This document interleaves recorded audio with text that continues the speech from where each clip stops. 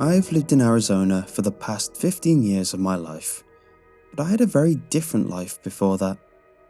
I used to live in a small town in the middle of nowhere. I couldn't even tell you what side of the country it's on, or if it's even in the United States.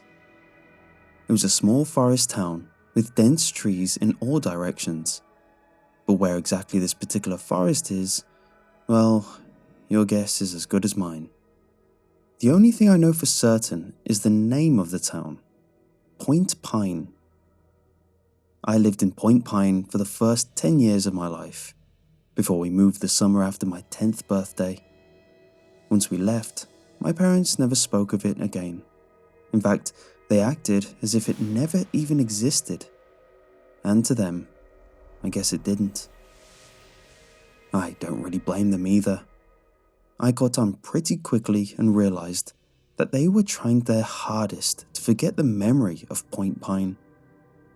Whenever kids at school asked me where I was from, I simply told them I was from a small town they had never heard of. I also learned early on that any questions about Point Pine would be met with punishments. A few months after we moved to Arizona, my older sister, Felicity, had a school project about family history. She did it on our life in Point Pine and wrote about some of the things she remembered from there. Our mom found her project the day before she turned it in and burned it in the backyard.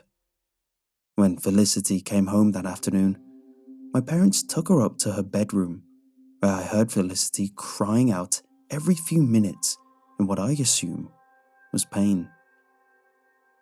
I said nothing, and from that moment on, neither of us mentioned Point Pine again. Except for me, right now. I've decided to tell all of you about it. I don't know what is causing me to remember all these things that I had locked up in the deepest part of my brain. Maybe it's the fact that my father died about a week ago. Since he died, my mom has remained silent, hasn't said a word to anyone. She hasn't even cried. In fact, she ended up sending my father's remains off to God knows where. My money is on Point Pine, although I'd be crazy to ask.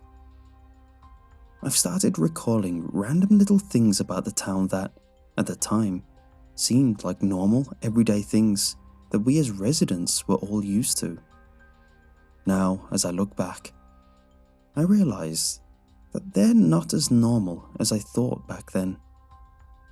One peculiar thing about Point Pine had to be the Point Pine Bakery. Whenever you went in there, the owner, Mr. Terrence, always knew what you were about to order. I remember the kids having some sort of rumor about Mr. Terrence being a magician who could read minds. Also, whenever you paid for your baked goods, you had to tip Mr. Terrence with an old item of clothing that you had grown out of. There was a giant box up by the register that everyone tossed old baby clothes and shoes into. That was one of the odd things, although you'll come to realize that it won't seem that weird in comparison to some of the other things about Point Pine. Every year on your birthday, you had to get blood work done. I don't think anyone really knew what the point of this was, or if they were actually looking for something. We just all knew that our birthdays would start off with a trip to the Point Pine labs. Everyone had to be up at 8:13 a.m. There was a system of speakers placed around the town like an amusement park or something, and at 8:13 a.m., without fail, the wailing alarm sound would ricochet through the neighborhoods, waking everybody up. This was followed by parents running to wake up their children and get them out of bed as quickly as possible, like the house was on fire or something. Sometimes I expected it to be. All the Point Pine schools were placed in different areas of the town. Point Pine Middle School was in the west, Point Pine High School was in the dead center of town, and Point Pine University was up on a small hill towards the south. If you hadn't noticed by now, every place in town was named Point Pine something. The Point Pine Cafe, Point Pine Mall, Point Pine Grocery, etc., etc. Certainly, one of the weirdest things by far that took place in Point Pine was the Point Pine monthly parade. It happened every month without fail. It was never on the same day, and each month, a student from Point Pine High was chosen to be in it. The weird thing about this parade was that we weren't allowed to watch it go by. Not out on the streets, not from the windows, and not even on television. That was one of the most enforced rules. You must never, under any circumstance, look at the parade. In fact, for the most part, we weren't even allowed outside when the parade passed through. We always knew when the parade was about to start, because it always happened the same way. You would hear a chorus of voices, like a church choir, singing a medley. It wasn't a familiar one that I knew. I was only familiar with it in the sense that I heard it once a month. It sounded like it could be from a nursery rhyme or something similar. The voices seemed to come from everywhere and nowhere, all at once. It was like they were coming from the sky, the ground, the trees, the buildings, like everything on Point Pine was singing. Once you heard the first note, you had 5 minutes to get inside a house or a building that had locks on the doors. This might come as a surprise, but in Point Pine, not many buildings contained locks. So, if you happened to be out and about on the street when the singing started, you had about 3 options on the places you could go. One of the schools, the staff break room in the Point Pine bar, or the fridge in the Point Pine pizza shop. One year in the month of August, my friend Lee and I decided that we were going to break the rules and not go inside when the parade passed. Now that I think about it, I'm surprised that the kids didn't do this more often, considering that, well, when you tell kids that they must absolutely never do something, they often do that exact thing. Since we didn't know when the parade was coming, where it started, or the exact path it took around town, we decided the smartest thing to do would be to wait for it in the forest near the Point Pine Library until the parade eventually came down that street. So, we basically decided to spend about half of the month of August hanging out near or around the library. Around the 3rd week of the month, while we were sitting on the steps of the library talking about some random things that aren't important, we heard the music start. Lee and I looked at each other and then took off running into the trees, while everyone else raced to the nearest school. We went far enough into the forest that someone on the street wouldn't see us, but stayed close enough so that we were able to see a part of the road. We waited for a while, whispering to each other and then shushing one another as we waited for the infamous parade to pass. This year, my sister's friend Reed was chosen to work on the parade.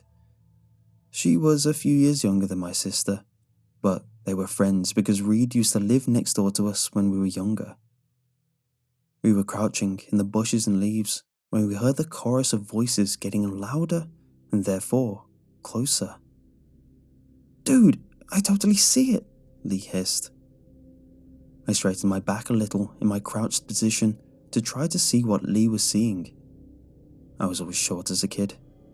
Even now I'm shorter than most guys my age, or any age really. So Lee always pretty much towered over me. "I can't see anything," I hissed, shifting my position. "Shush, they might hear us," Lee whispered. I stopped moving and instead waited for them to get closer, where they were bound to pass right in front of my line of sight. "Oh no, oh crap." Suddenly, Lee dove to the ground, landing in a fetal position, with his head cradled in his hands. "What?" I asked, looking from him to the street. "I saw her. I saw that girl," he exclaimed. "Reed?" I asked, looking over to try to spot her. Lee grabbed me and slammed me down to the ground. "Ow!" I exclaimed. "What was that for?" I asked. "You don't want to look at it," he replied.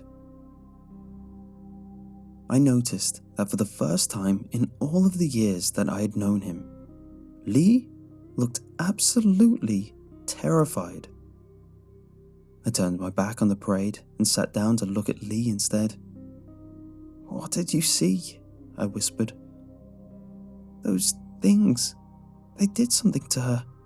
They're eating her, Cody, but she doesn't even care." I looked at Lee, who still had his head in his hands, and he was crying now. I sat with my back to the parade, no longer wanting to see. I heard the singing get louder. "Cody," I heard the voices calling. "Don't look," Lee whispered. "Cody, Cody." Now the voice sounded like Reed. "Look at us, Cody." I shut my eyes. The voices went on for a few minutes longer, and at one point, Lee started wailing. I kept my eyes shut the entire time. After that, it moved along and continued its way through town. Once we began to hear everyone come out of their hiding places, I stood up and leaned down to help Lee get up. Once he stood up, he kept his head down. "Lee, what's wrong?" I asked. I could hear him sniffling. "Lee?" He finally responded as he lifted his head. "It took my eyes." I will never forget the dark, bleeding holes in Lee's face and the cuts around his skin. I threw up in the forest for a good 3 minutes before I was able to help lead Lee out of the forest. A few adults saw us and got our parents, who came and got us right away. The day after that, my family moved out of Point Pine. I never knew what became of Lee after that day. Minutes after we left, my parents acted like Point Pine never existed. It was never discussed, and I never had the nerve to ask about Lee again. As far as I know, Lee was the only person who ever saw the parade, and he was never able to see anything else after that. I don't know if Point Pine still exists. I'd like to go check it out again, but even if I knew where it was, or how to get there, I don't think I'd ever go back. I have a feeling that I wouldn't exactly get a warm welcome.